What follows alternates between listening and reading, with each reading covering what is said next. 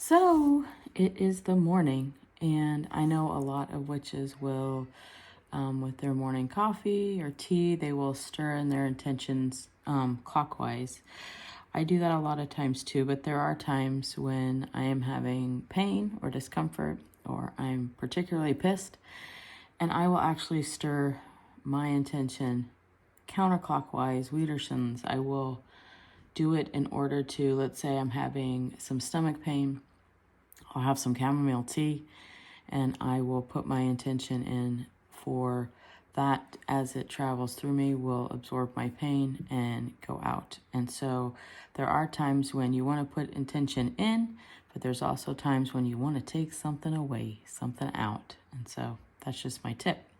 After this coffee, we are going to go outside. And are we going outside to frolic with fairies and to have sex with satyrs? No. I know that's a popular misconception, but no, we're going out for a different reason. We're going to go feed the birds and talk to a tree.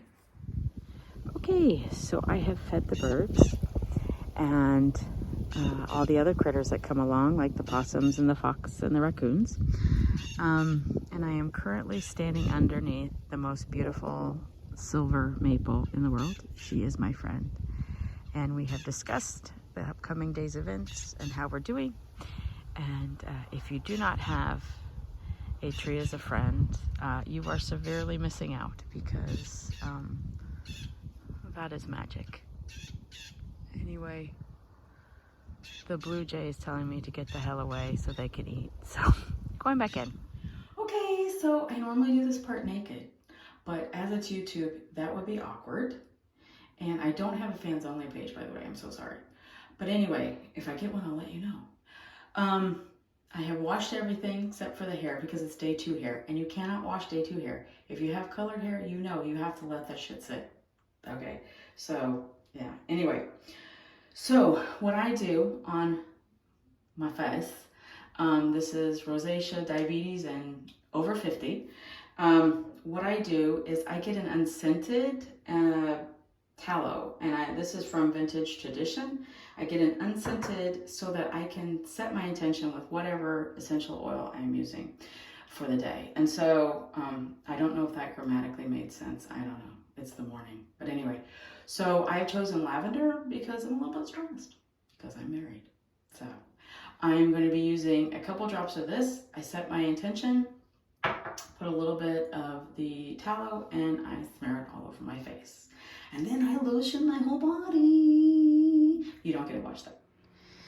Okay, so the next thing I do is I work in my planner. Thank you, Jessica and the Moon, for getting me into planning. I love planning, but I also use this as a witch's notebook as well.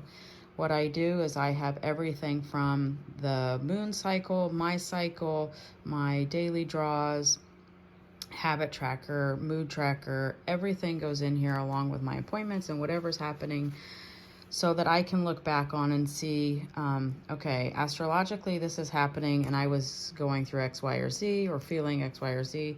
It has been very helpful for me to know which phases of the moon I work best in and feel best in. So I highly recommend that. Also, if I do any extra workings, I will make a notation and I can put that in a more permanent book, such as a Book of Shadows or my grimoire. I also keep track of all the animals around here and plant life.